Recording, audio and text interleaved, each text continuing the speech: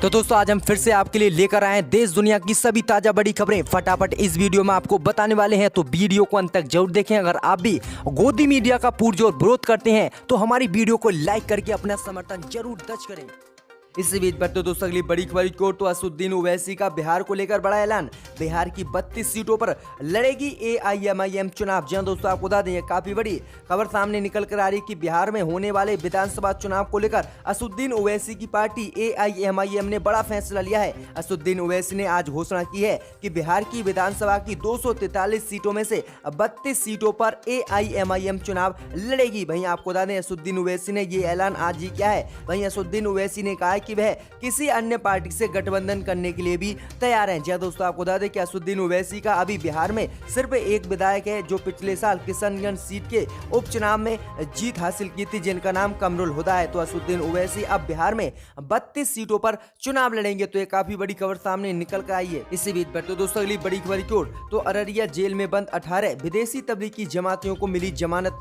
देश छोड़ने पर फिर भी रहेगी पाबंदी। जी हां दोस्तों, आपको बता दें कि कोरोना वायरस छुपाने और वीजा नियमों के उल्लंघन एवं लॉकडाउन तोड़ने के मामले में 14 अप्रैल से जेल में बंद मलेशिया व बांग्लादेश के 9 तबलीगी जमातियों को जेल से आज रिहा कर दिया गया है। हालांकि वे कोर्ट के आदेश के बिना देश छोड़कर नहीं जा सकेंगे। इस मसले में अररिया थाने में 9 मलेशियन और नफरतगंज थाने में 9 बांग्लादेशी नागरिकों के खिलाफ प्राथमिकी दर्ज की गई है। तो ये काफी अच्छी खबर है कि कम से कम अररिया थाने में 18 विदेशी जमातियों को पहली बार जमानत दी गई है और उन्हें उनके देश जल्दी मोदी सरकार भेज सकती है, लेकिन कोर्ट के आदेश के बाद ही उन्हें भेजा जाएगा। इसी बीच बैठते दोस्तों अगली बड़ी खबर की ओर। तो कांग्रेस ने की मांग, मध्य प्रदेश में उपचुनाव का मतदान हो बैलेट पेपर से, नहीं कराएंगे EVM से। जी हां दोस्तों, आपको बता दें काफी बड़ी खबर सामने निकल कर आ रही है कि मध्य प्रदेश में होने वाले उपचुनाव को लेकर कांग्रेस ने EVM से चुनाव नहीं कराने की मांग की है। जी हां दोस्तों, आपको बता दें कि कांग्रेस की तरफ से कहा गया है कि मध्य प्रदेश में होने वाले 24 सीटों के उपचुनाव बैलेट पेपर से किए जाएं। EVM पर कांग्रेस को भरोसा नहीं है। तो ये काफी बड़ा बयान आया है कि कांग्रेस ने अब चुनाव को EVM से नहीं कराने का फैसला लिया है। वहीं मोदी सरकार देखते हैं कि चुनाव को बैलेट पेपर से कराती है या नहीं। इसी बीच बढ़ते दोस्तों अगली बड़ी खबर की ओर। तो नेपाल की संसद में नए नक्शे को मंजूरी। PM ओली ने योगी आदित्यनाथ पर साधा निशाना, कहा भारत और योगी की धमकी से नहीं डरता नेपाल। जहां दोस्तों आपको बता दें काफी बड़ी खबर सामने निकल कर आ रही है कि नेपाल के नए राजनीतिक नक्शे वाले संविधान संशोधन प्रस्ताव को संसद में मंजूरी मिल गई है। जहां दोस्तों आपको बता दें कि इस मंजूरी के बाद भारत के 3 क्षेत्र लिपू लेक, काला पानी और लिम्पियाधुरा को नेपाली क्षेत्र के रूप में दिखाया गया है। वहीं आपको बता दें कि नेपाल के संसद में इस प्रस्ताव पर बहस हो रही थी। तो इस दौरान नेपाल के PM KP शर्मा ओली ने कहा कि नेपाल को लेकर दिया गया योगी आदित्यनाथ का बयान बहुत ही निंदनीय है। इसके साथ ही उन्होंने कहा कि भारत की धमकी से या योगी आदित्यनाथ की धमकी से नेपाल नहीं डरता है और नेपाल अपने तीनों क्षेत्रों को भारत से लेकर रहेगा, चाहे उसे युद्ध ही लड़ना पड़े। जी हां दोस्तों, आपको बता दें कि पिछले दिनों CM योगी आदित्यनाथ ने नेपाल सरकार को आगाह करते हुए कहा था कि उसे अपने देश की राजनीतिक सीमाएं तय करने से पहले परिणामों के बारे में भी सोच लेना चाहिए था। उन्होंने ये भी याद करना चाहिए कि तिब्बत का क्या हासिल हुआ था। इसी को लेकर प्रधानमंत्री KP शर्मा ओली ने योगी आदित्यनाथ पर निशाना साधा और कहा कि योगी आदित्यनाथ की धमकी या भारत की धमकी से नेपाल नहीं डरता है और नेपाल इन तीनों क्षेत्रों को अपना लेकर रहेगा। तो ये काफी बड़ा बयान जो है नेपाल के प्रधानमंत्री KP शर्मा ओली ने योगी आदित्यनाथ पर दिया है।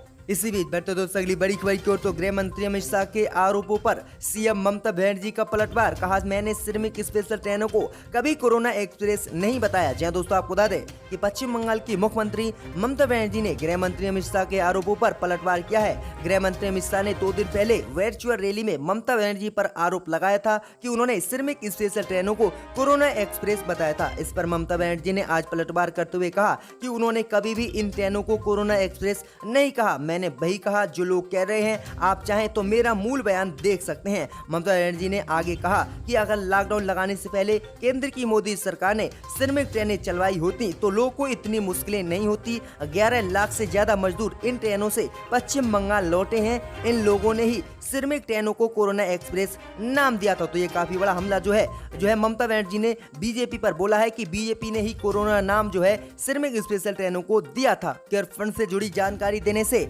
मोदी सरकार ने किया इनकार, हाई कोर्ट ने मांगा जवाब, हो सकता है कोई बड़ा घोटाला। जी हां दोस्तों, आपको बता दें काफी बड़ी खबर सामने निकल कर आ रही है कि पीएम केयर फंड से जुड़ी जानकारी देने से मोदी सरकार ने आज साफ इनकार कर दिया है। वहीं आपको बता दें कि हाल ही में पीएम केयर फंड को लेकर सुप्रीम कोर्ट और हाई कोर्ट में एक याचिका डाली गई थी, जिसमें मांग की गई थी कि केंद्र की मोदी सरकार पीएम केयर फंड को लेकर सभी जानकारी सार्वजनिक करे और बताए कि केंद्र की मोदी सरकार के पीएम केयर फंड में अब तक कितना पैसा जमा हुआ है और कितना पैसा केंद्र की मोदी सरकार ने पीएम केयर फंड से लॉकडाउन के चलते खर्च किया है। इसकी जानकारी केंद्र की मोदी सरकार पूरी देश की जनता को दे। लेकिन आज केंद्र की मोदी सरकार ने साफ कह दिया है कि वह पीएम केयर फंड से जुड़ी जानकारी किसी भी प्रकार की देश की जनता को नहीं दे सकती और केंद्र की मोदी सरकार ने जानकारी देने से साफ आज इनकार कर दिया, जिसके बाद विपक्ष पार्टियां कयास लगा रही कि कहीं पीएम केयर फंड में कोई बड़ा घोटाला प्रधानमंत्री मोदी ने तो नहीं किया है। इसी को लेकर अब हाई कोर्ट ने भी मोदी सरकार से जवाब मांगा है कि आखिरकार मोदी सरकार पीएम केयर फंड से जुड़ी जानकारी देने से क्यों इनकार कर रही है, आखिरकार क्या ऐसी वजह है। तो ये काफी बड़ी खबर सामने निकल कर आ रही कि पीएम केयर फंड से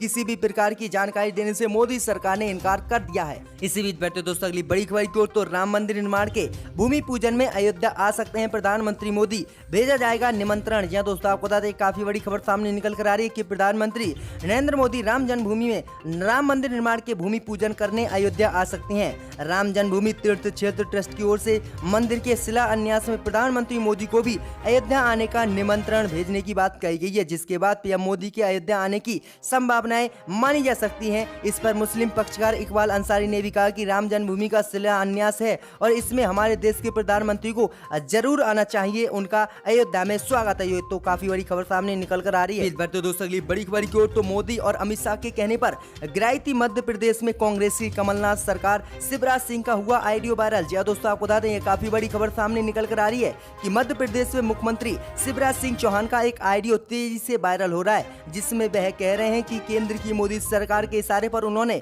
मध्य प्रदेश की कांग्रेस की कमलनाथ सरकार गिराई है। ऑडियो क्लिप में वे इंदौर के समवेर विधानसभा क्षेत्र के पार्टी कार्यकर्ताओं को संबोधित कर रहे हैं। क्लिप में शिवराज सिंह को ये कहते हुए साफ सुना जा सकता है कि केंद्रीय नेतृत्व ने तय किया कि सरकार गिरनी चाहिए, नहीं तो ये बर्बाद कर देगी, तबाह कर देगी। और आप बताओ, ज्योतिरादित्य सिंधिया और तुलसी भाई के बिना क्या कांग्रेस की सरकार मध्य प्रदेश में गिर सकती थी? और कोई तरीका नहीं था। कांग्रेस कह रही है कि धोखा तुलसी सिलावट ने दिया, ज्योतिरादित्य सिंधिया ने दिया, धोखा कांग्रेस ने दिया। हालांकि इस ऑडियो का अभी तक कोई सिरा पता नहीं है, लेकिन इस ऑडियो के वायरल होने के बाद कांग्रेस ने भी हमला बोला है और कांग्रेस ने कहा कि इसीलिए हमारे विधायकों को, कांग्रेस पार्टी के विधायकों को बीजेपी ने बंधक बनाया था और हमें उनसे मिलने भी नहीं दिया गया था। ये बहुत बड़ा षड्यंत्र कांग्रेस पार्टी के साथ बीजेपी ने किया है। तो ये काफी बड़ा हमला बोला है कांग्रेस पार्टी पर और वहीं शिवराज सिंह चौहान का ये काफी बड़ा ऑडियो वायरल हुआ है। इसी बीच बैठे दोस्तों अगली बड़ी खबर की ओर, तो चीन सीमा विवाद को लेकर रविशंकर प्रसाद का राहुल गांधी पर हमला। जी दोस्तों, आपको बता दें कि केंद्रीय कानून मंत्री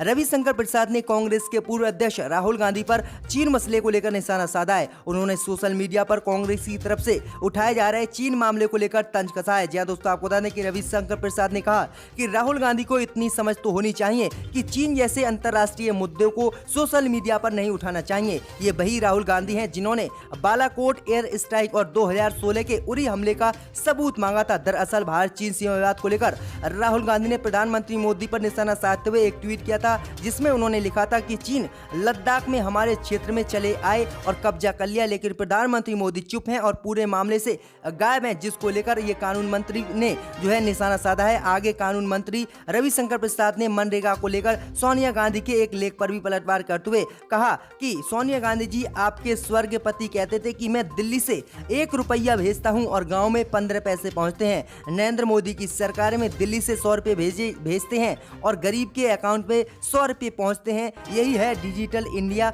और आपको समझ होनी चाहिए कि इंटरनेशनल मामले पर जो है इस तरह से ट्विटर का इस्तेमाल नहीं करते हैं। तो ये काफी बड़ा हमला जो है रविशंकर प्रसाद की तरफ से राहुल गांधी पर बोला गया है। तो प्रियंका गांधी ने योगी और मोदी सरकार पर साधा निशाना, कहा यूपी में कोरी साबित हुई है युवाओं के लिए की गई घोषणाएं। जी दोस्तों, आपको बता दें कि कांग्रेस महासचिव प्रियंका गांधी वाड्रा ने बुधवार को केंद्र की मोदी और योगी सरकार पर आरोप लगाया है कि उत्तर प्रदेश में युवाओं के लिए रोजगार को लेकर की गई योगी सरकार की घोषणाएं कोरी साबित हुई हैं और उच्च शिक्षा हासिल करने वाले नौजवान मनरेगा के तहत काम करने को मजबूर हैं। आगे उन्होंने एक अखबार का हवाला देते हुए ट्वीट किया कि उत्तर प्रदेश में युवाओं के लिए की गई तमाम घोषणाएं कोरी साबित हुई हैं। एक तरफ एक बेरोजगार महिला के नाम पर 25 फर्जी शिक्षक भर्ती हैं। वहीं दूसरी तरफ निकल गिरोह के जरिए शिक्षक भर्ती में अयोग्य लोगों को शामिल किया जा रहा है। कांग्रेस के उत्तर प्रदेश प्रभारी ने दावा किया है कि MA, BSc, B.Ed किए हुए लोग मनरेगा में काम करने के लिए मजबूर हैं। ये जमीनी हकीकत है। प्रियंका गांधी ने उत्तर प्रदेश में शिक्षक भर्ती मामले को लेकर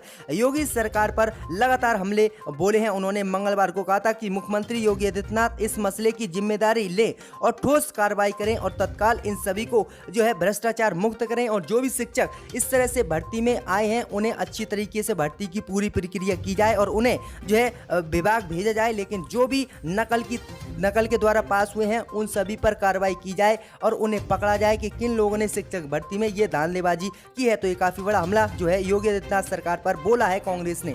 इसी बीच बढ़ते दोस्तों अगली बड़ी खबर की ओर तो आम आदमी पार्टी ने मोदी सरकार पर बोला हमला। कहा दिल्ली की जनता कोरोना से परेशान मगर भाजपा प्रचार में है व्यस्त। जी हां दोस्तों, आपको बता दें कि आम आदमी पार्टी ने कोरोना संकट में भाजपा के प्रचार और वर्चुअल रैली पर हमला बोल दिया है। पार्टी का कहना है कि दिल्ली की जनता कोरोना से परेशान है लेकिन भाजपा प्रचार में व्यस्त है। आपने अपनी बात को साबित करने के लिए दिल्ली भाजपा प्रदेश अध्यक्ष आदेश गुप्ता का एक वीडियो भी शेयर किया है जिसमें वह केंद्र की मोदी सरकार के 1 साल की उपलब्धियों पर पर्चा बांटते नजर आ रहे हैं। तो ये काफी बड़ा हमला जो है बोला है आम आदमी पार्टी ने बीजेपी पर।